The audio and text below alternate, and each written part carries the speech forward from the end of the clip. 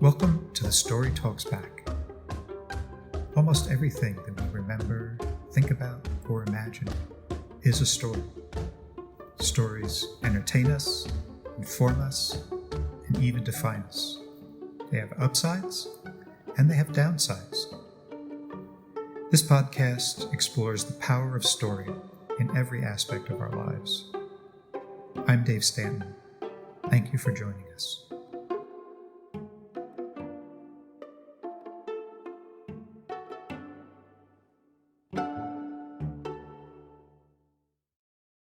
Dani Shapiro is the author of Inheritance, which became an instant New York Times bestseller when it was published in January 2019.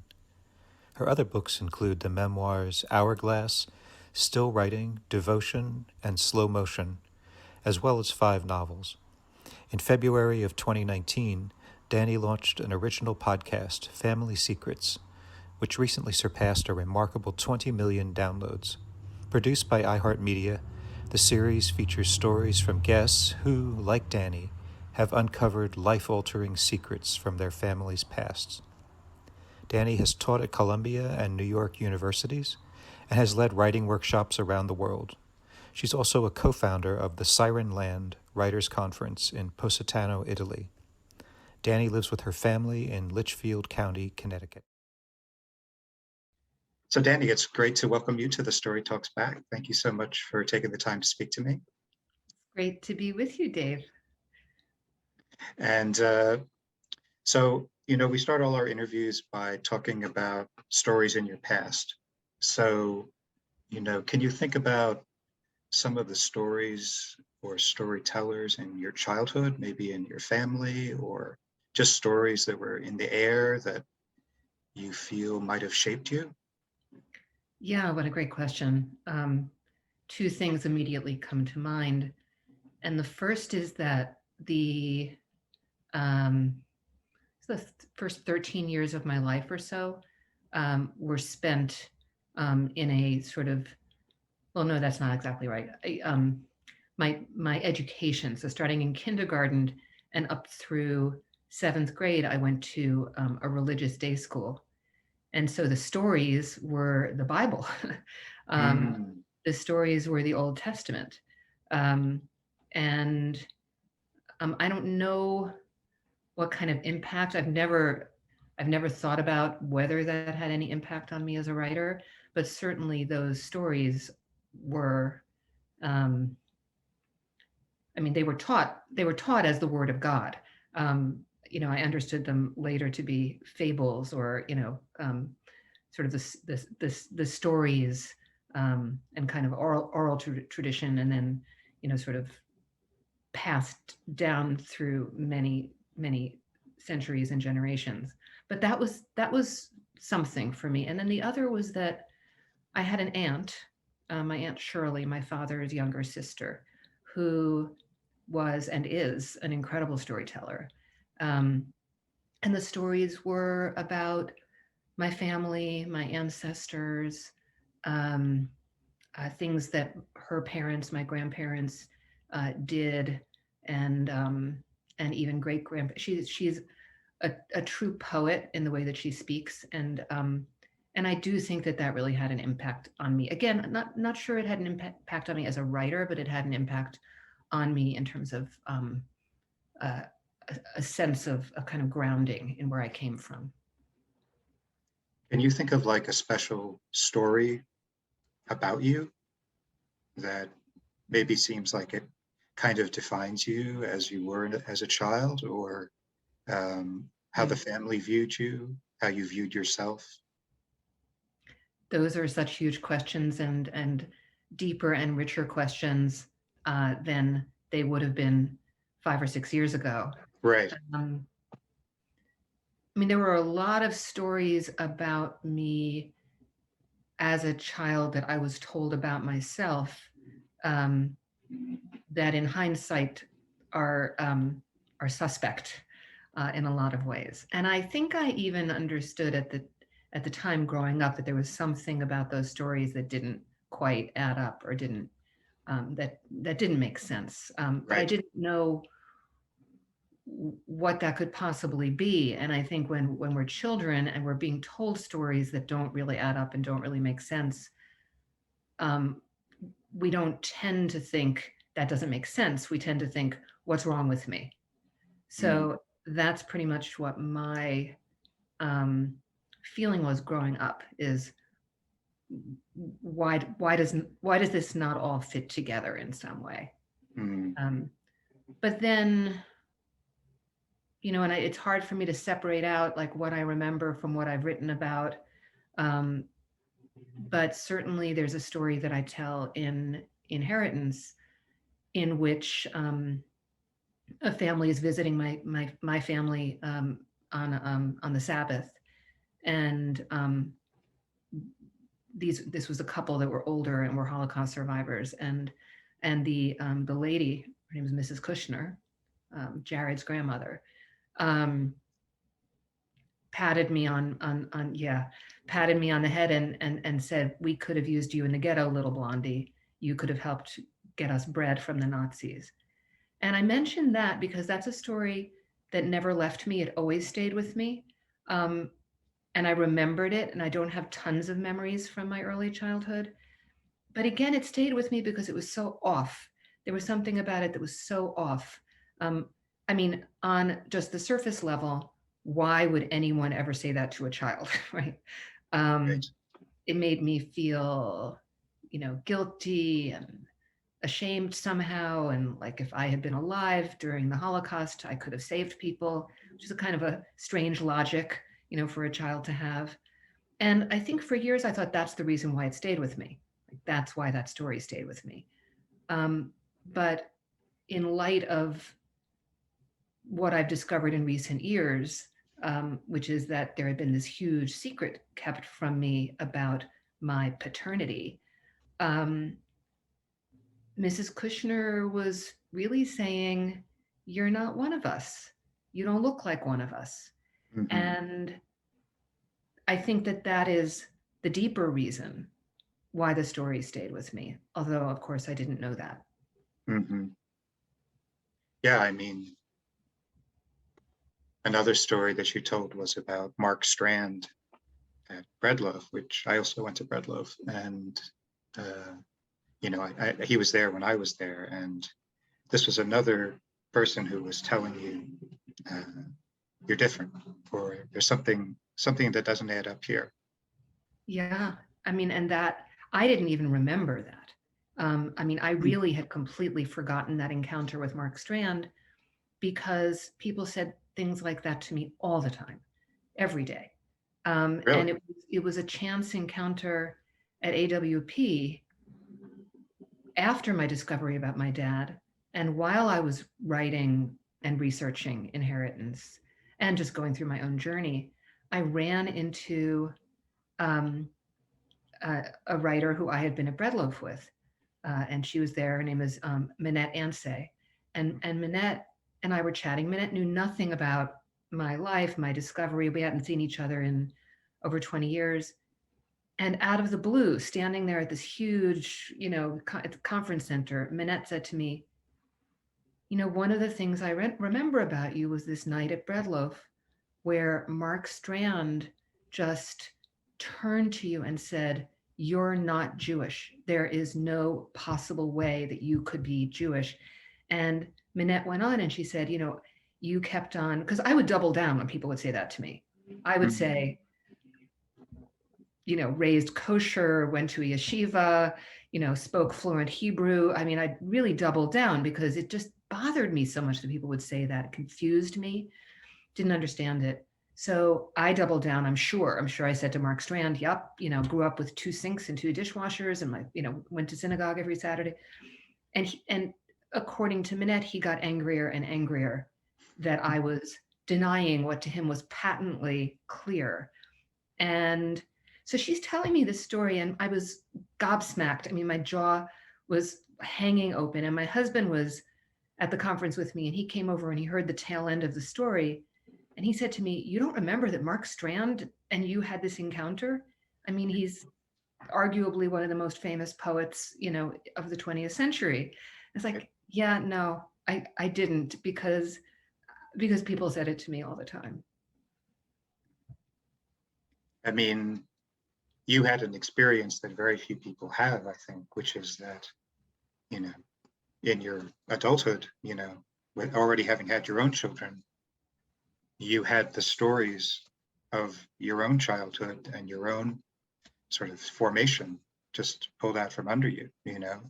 Did that teach you anything about stories, about the meaning of those stories, and why we need stories so desperately? Oh, so much. I mean, to begin with, I think I became aware pretty quickly that this was sort of this profound crisis of identity. And one of the first things that I really thought about, I mean, because it required me to reorder and rethink my entire history. Not because my father hadn't been my biological father, but because it had been kept a secret from me. So, I mean, which is a distinction I feel like I always have to make, because it's not the fact of it, it's the secret of it. And that, so one of the things that I have learned about identity is that our identities are formed by the stories that we're told from the time we're very small. You know, the story of how you came to be, the story of how you were born, or if you're adopted, the story of how you came to us, and or you know, just the birth story, or just all your ancestors, where you come from, your history. And those are the beginnings of the building blocks of our identity. And it doesn't matter what the stories are, in terms of them being building blocks, as long as they're true.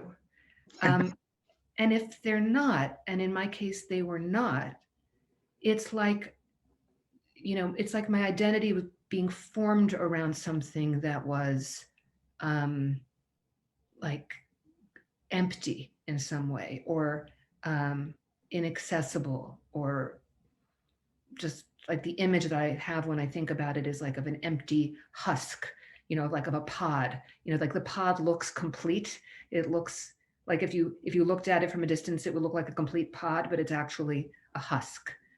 And so having to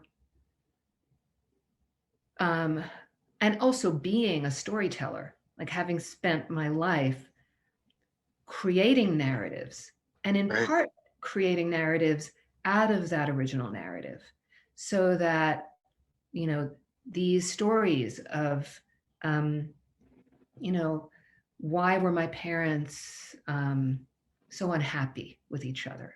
I had all sorts of narratives around that.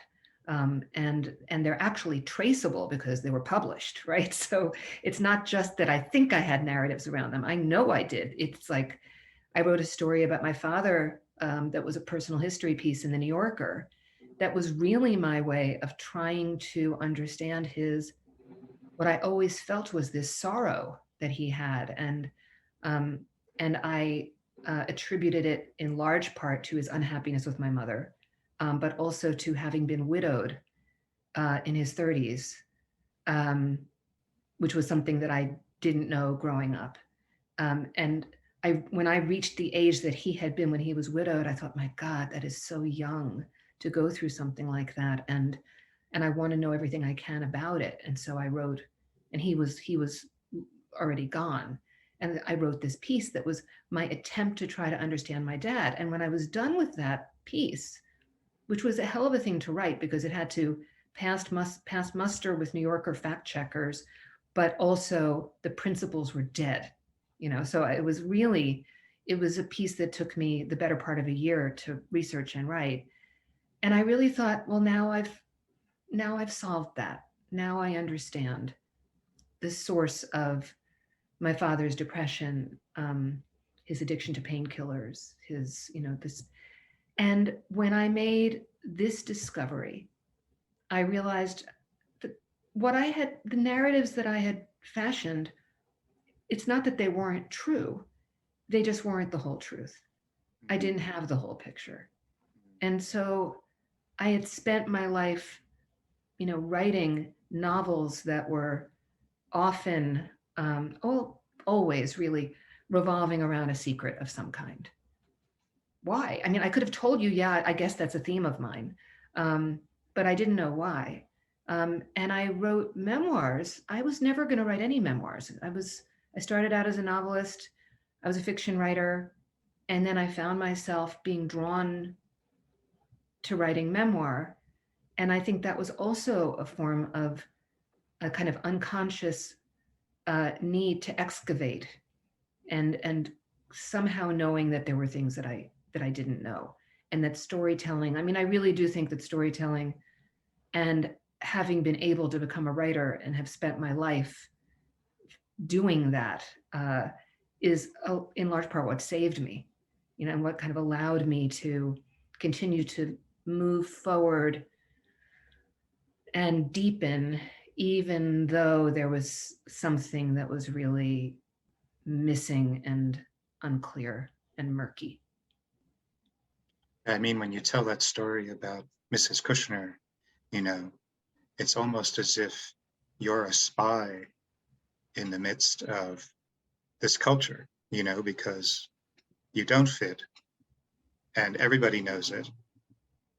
You know it at some level, but in a way it kind of makes you an observer.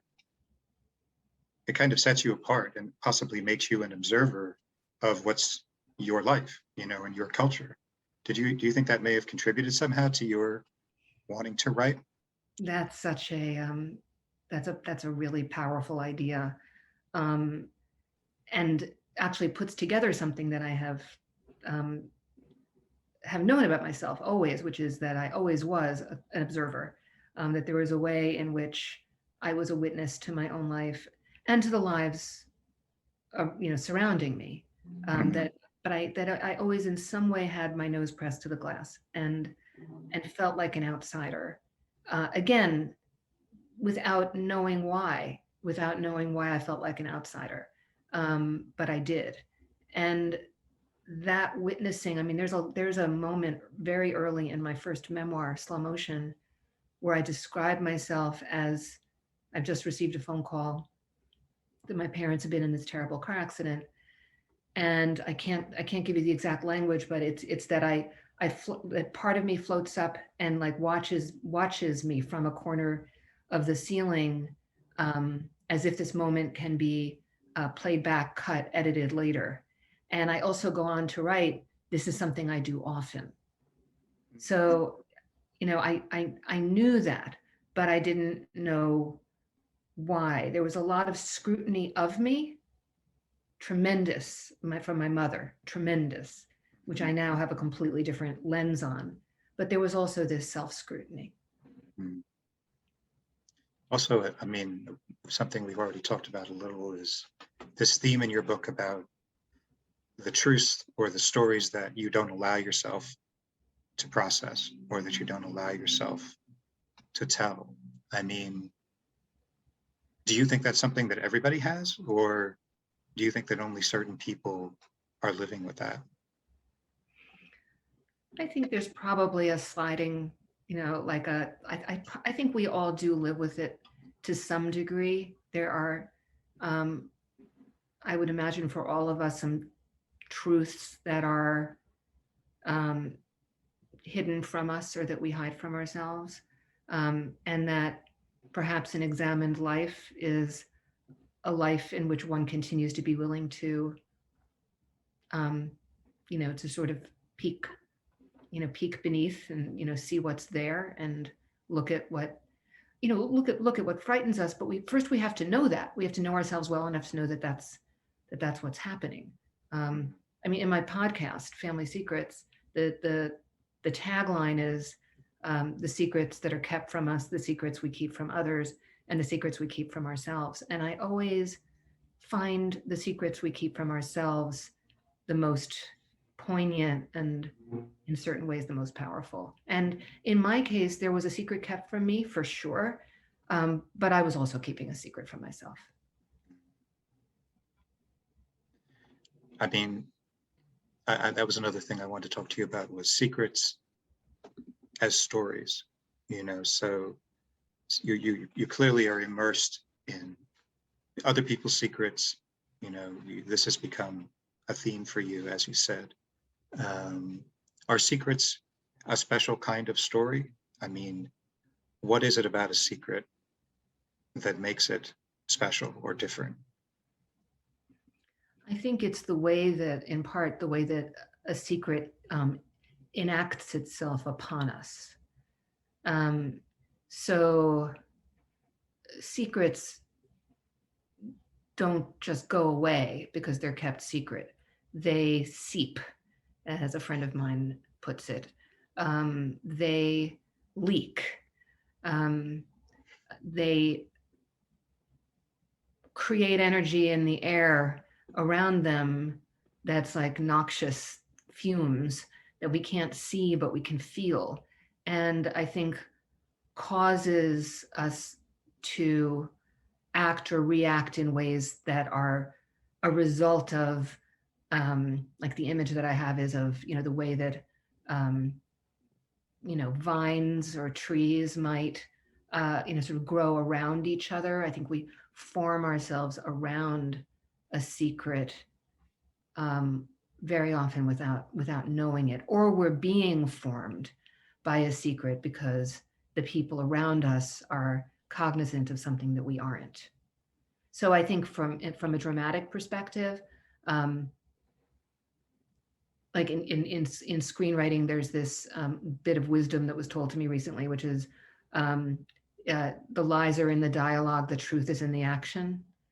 And I think when it comes to secrets, that there's a lot of lies in the dialogue, and there's action that the person who the secret's being kept from can intuit and can feel, but doesn't know why it seems that way. So to me, that's endlessly interesting. And also the way that being a secret keeper can, alter the course of an entire life. The shame that is so often beneath what is secret is a tremendous driver in all sorts of ways that, as a writer, I'm interested in character. I'm interested in internal life. It's the deepest, most pleasurable part of writing fiction for me has always been accessing the inner life of another, like inventing characters and feeling that I have total access to them, to inner lives other than my own in some way. And I think a secret adds this layer of complexity to, all of our inner lives are complex, but when we're either keeping a secret or a secret's being kept from us, it's working on our inner lives in some way that I find really interesting. But you raise a point, which is that a secret is a story that's out of your control. It's other people are controlling this story about you or about whatever happened.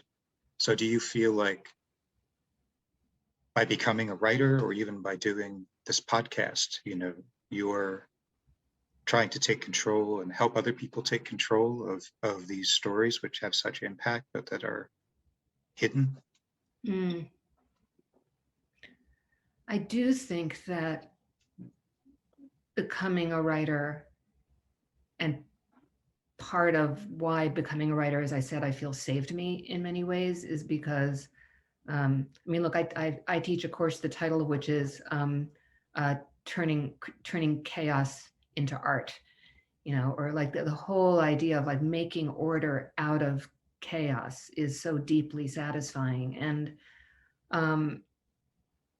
many times people have asked me since Inheritance came out, well, do you always know that you were going to write this story? Almost when it's asked, it's with a whiff of, well, you really are in some way exposing, your parents' secrets, or, well, I changed my biological father's name and identifying details in the book, so I'm not exposing his secrets, but they asked me whether I considered his privacy before I reached out to him, right? And I'm like, no, I did not. I was the feeling, both in terms of my parents, I mean, I'm always very concerned about writing about other people and the responsibility of writing about other people. But in this case, I had absolutely no misgivings, because it was the story literally of my life. It was, I writing it, harnessing it, which is more like what it felt like to write that book. I felt like I was harnessing this gigantic, you know, story that spanned my whole life, but also life before me, my parents' lives, the decisions that they made, the cultural and societal implications of the ways that doctors and reproductive medicine dealt with infertility at that time, and still to some degree, where the child is simply not considered. I mean, very brief digression, but it came to my attention recently that some of these, like one of the largest sperm banks in the country, advertised a giveaway that was the prize of which was a vial of donor sperm. And somebody that I follow on social media posted it and wrote, "What are you going to tell your children about their conception story? I won you in a raffle?" I mean, it lacks understanding on such a profound level about the lives that are being created, because all that's really happening is everybody has desire. The parents have desire, the donors have desire, the clinics that are making money have desire, but nobody's thinking about the end result as a human being, or often many human beings. So the feeling that I had of wanting to harness or control this narrative was, I mean, I was like one step ahead of it. And that's the way that I was able to actually write that book. I wasn't in it, but I wasn't far away from it. I was like one step ahead of it. And the part of writing that book that was most, nothing about it was pleasurable, but the part that was like most meaningful to me was when I got to the part where all that research I did caught up with the part of the story that I was writing, so that I could really explore the ethical, the philosophical, the the social, the psychological, the spiritual implications of such a discovery. So yeah, I think more with Inheritance than with any other book, but really, it's kind of it's kind of the work of my life, to to inquire, to explore. I mean, the inquiry ends up sometimes using my own life as a way in, and sometimes not. But it's always, somebody recently described me in a review as a public contemplative, and I thought, I love that. Like, that actually feels both dignified and true. I had been describing myself a little bit pejoratively as a serial memoirist, but it's, in fact, I mean, why was I a serial memoirist? I was digging. It's funny that story you told reminds me of your mother saying that she won the lottery. And she got, yeah. Right. Well, like, there's a sentence right there that meant one thing to me for most of my life, and then meant something vastly different with a fuller, having a fuller picture. Right.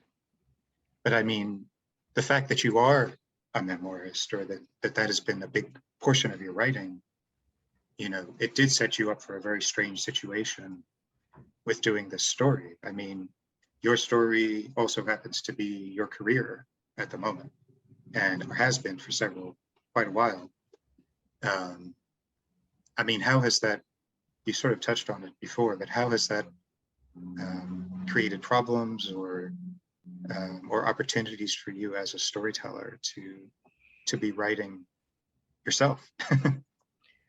No, I feel like I am always conscious of finding the line or the boundary or the place where my life is just my life, and like a line I won't cross. And I think people don't realize that because I've written so much that's personal. But for example, when my son was born, I remember looking at him like newborn in the hospital and thinking, you did not ask to be born to a mother who's a writer. What are we going to do about that? You and me, what are we going to do? Because my inner world has just been completely transformed by your birth. I'm like no longer the same person, and I'm going to want to write about that, but how can I do that and protect you? And so like my dance with my son all through his life, and he's 22 years old now, has been that I have always asked myself the question, can I envision a future in which he's 30? That was always the number in my head. When he's 30 and he turns to me and says, I wish you hadn't written that. And if the answer could possibly be yes, it's not someplace that I went. And I even check with him if I'm posting a picture I just took of him on Instagram. I'm like, is this okay? I'm very, because I'm aware that he has grown up with kind of with a version of himself being public, where people would like come up to him at readings of mine and say, oh, you've gotten so big, as if they knew him, or just kind of confusing him in a certain way with the character him on the page. And there is a difference. Or another example of that is my biological father, who I write about in Inheritance. I wanted to be able to have a relationship with him ongoing, if he wanted one as well, that would be private. And so when people ask me, what's your relationship with him now like, or do you see him, or have you met this person or that person, or has he, I said, that's my answer. My answer is, I don't talk about that. I'll talk about anything up through what I wrote about in Inheritance. And I'll talk about, what's in the book in that way, but not, like my life is not a sequel to Inheritance. So there really is a, or sometimes I'll be at a dinner party or something and somebody will be telling a story and then suddenly they'll realize I'm sitting there and they'll look at me and say, you can't write about that. And meanwhile, it's such a misunderstanding of what, and like, I am not there taking mental notes. I don't take mental notes. Things pierce me. Joan Didion has this great analogy about knowing that she wants to write about something because it has a shimmer around the edges of it.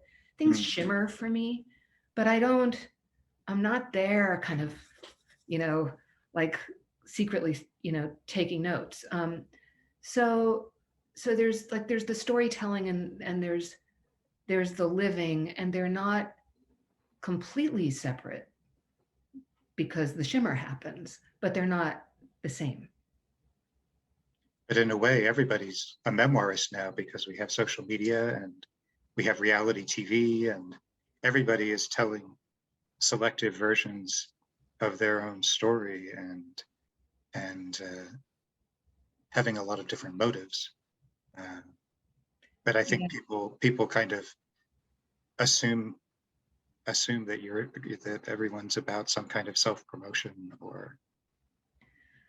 Yeah, I mean, that just kind of goes with the territory. It's a part of it that I find pretty unpleasant, because this has never been about like, I think that I'm so interesting or my life is so interesting, although the last few years have been pretty interesting.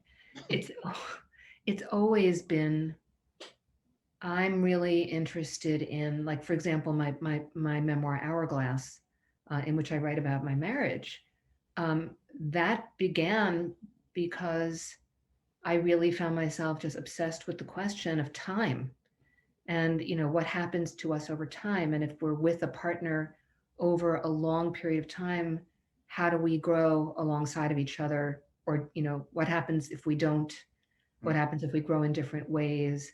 I was interested in the inquiry, or what Wendell Berry calls, it was a phrase from an essay of Wendell Berry's, essays called On Poetry and Marriage. And the phrase was the problems of duration. And I thought, I want to write about the problems of duration and the beauty of duration and the complexity of duration. Now, the only duration that I'm an expert on is my own marriage's duration. So that came along with this feeling of like, oh no. And it terrified me, which is always a good sign. And then I asked my husband if it was okay, and I got his blessing. Otherwise I wouldn't have written it. So, but none of this is a kind of about the putting myself forward in a way. Like, I like to be alone. You're the first person I've spoken to all day, and we're talking to each other in the late afternoon. That's not true. I talked to my dog. You know, like I'm not, you're the first person I've seen. Actually, I've talked to a couple of people, but you're the first face. And like, that's how I like it. I like being alone in a room, crafting something that I then send out into the world. And if I could send it out into the world and have all these readers without doing any promotion, I would. But it doesn't work that way. And I mean, it really does not work that way in our time. Right. So I do what I need to do, but it's entirely in the service of getting my work into the hands of readers. It's funny, your story reminded me, I don't know where I saw John Fowles do a lecture once, and he was talking about how he started out as a journalist, but he didn't want to hurt real people. So he became a fiction writer, and then he became more ruthless about everything. He had to be the truth, and he was using real people as his subjects, you know. Yeah. Not directly, but well, this is why I will often say that I have students come to me sometimes who want to write memoir, but they're too afraid. So they say that they will write it as fiction, or that they will fictionalize it. And the thing that I always respond with is that fictionalizing something does not make for good literature. If something needs to be a memoir, then it needs to be a memoir. And if you're fictionalizing it to protect yourself, you're writing something that's like a tepid shadow of what it could have been. But if you're writing fiction, which involves invention, and yes, I mean, sure, maybe it begins with some glimmer of a real person, but it takes off from there and goes somewhere else. And as someone who has done both, I know the freedom of, you know, those little words, a novel on the dust jacket, in terms of, you know, not really, I actually think that reading a writer's body of work when it's fiction tells us more about the psyche of that writer than an armload of memoirs. But it still is also its own form of protection because it's a novel. I wonder, do you think that, you know, the stories that are told about us, or the stories that, you know, we keep in our minds, are less flexible than we ourselves actually are? That the stories are sort of etched in stone, and it may even be the way we define ourselves, and yet at the same time we're transforming and other people are transforming in ways that are much more subtle? It's an interesting question. I mean, my first response is that I think our stories change as we change. You know, I think it would be a really interesting exercise for someone to spend their life's work writing the same memoir once a decade. Right. Because it'd be a different book.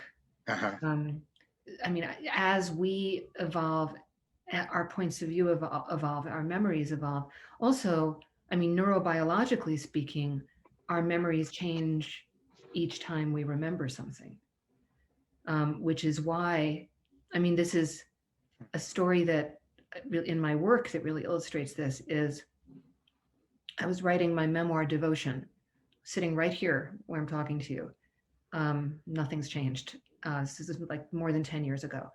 And I got to a part in that book where I realized I was writing one scene that I had written about before in my memoir, Slow Motion, a decade earlier. And I could have, like, Slow Motion's in that bookcase right there. I could have turned around and grabbed it and like looked and seen what I had written 10 years earlier. And I didn't. And it was, and I didn't on purpose. I wanted to write the scene. And it was the moment that I found out that my father had died. And I was 23 years old, and it was February 23rd, 1986, and it was a freezing cold day, very, very clear blue sky. I was wearing a black skirt and a gold silk blouse because it was the 80s, and high-heeled boots, as one did. And as I wrote the scene, my uncle, my father's younger brother, came into the hospital. My father had been in a car crash, and he said, "Where?" And he knew my father had died. And he said, "Where is your father?" And I said, "He's still up. His body is still in his hospital room." And my uncle said some version of, "How could you have allowed his body to be left unattended?" Because in Orthodox Judaism, my father's family were Orthodox Jews, it is completely not okay to leave a body unattended from the moment of death until the moment of burial. And the feeling that I had was I had failed my father. And I, like, my lack of knowledge of the Jewish law, that I was once again an outsider in my family. And so after I finished the scene, I went back and I got Slow Motion, and I found the scene in slow motion and I reread it.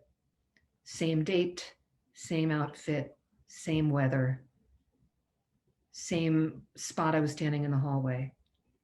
My half sister walks into the hospital and says, "Where's Dad's body?"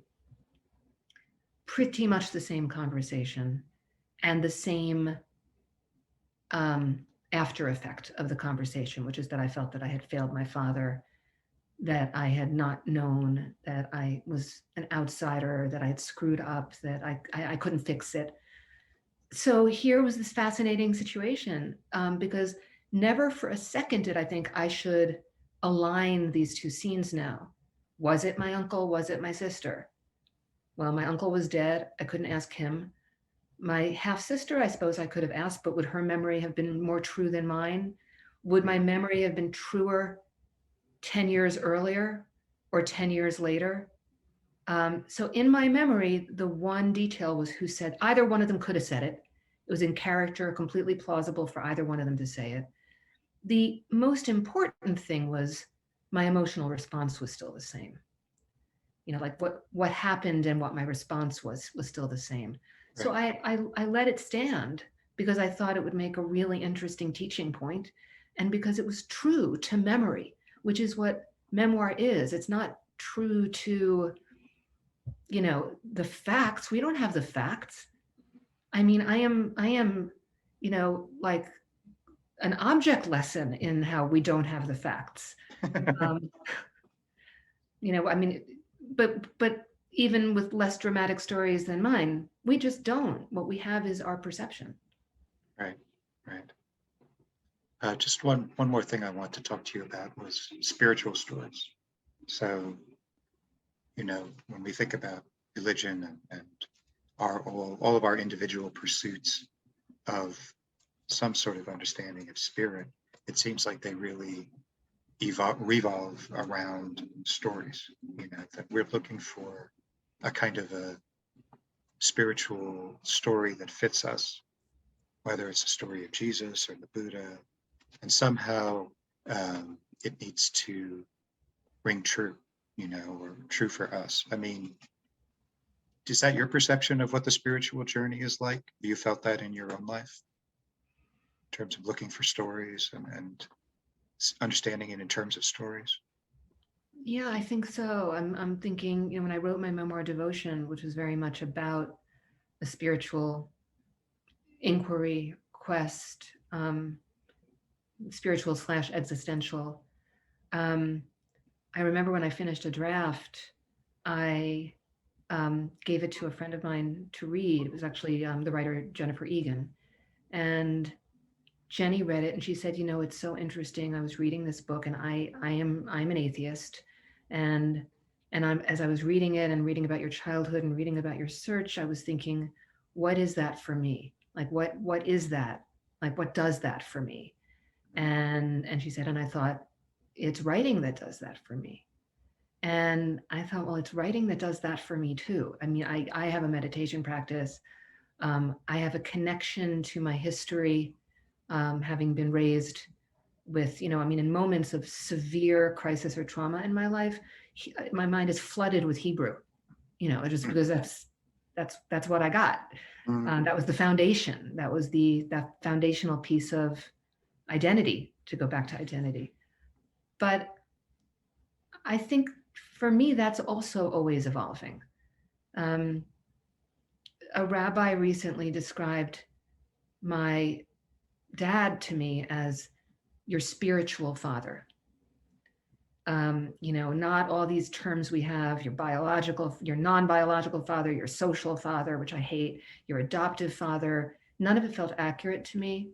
And finally, what felt accurate was your spiritual father, like the idea that there is this connection that transcends blood and that transcends time and that transcends death. And like that for me is the story that I'm telling myself, right? That's the one that hooks me, and that feels true to my internal world.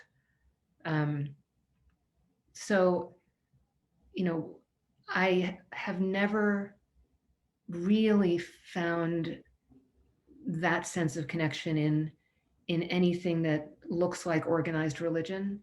I think in large part because I was raised with this all or nothing way of being, at the same time as I was being told you're not one of us in some way or another every day of my life.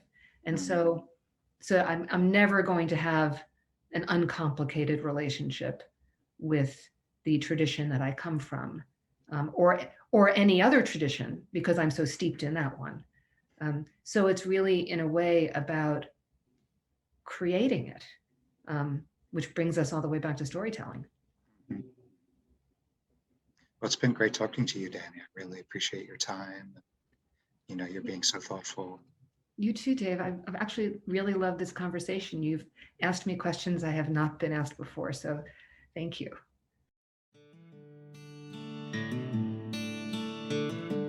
The Story Talks Back is produced and hosted by Dave Stanton. The music you're hearing now was written and performed by Christopher Daydream. The theme music at the beginning of our show is an excerpt from Play by Merlin Twelfhoven, performed by Kronos Quartet as part of their 50 for the Future series.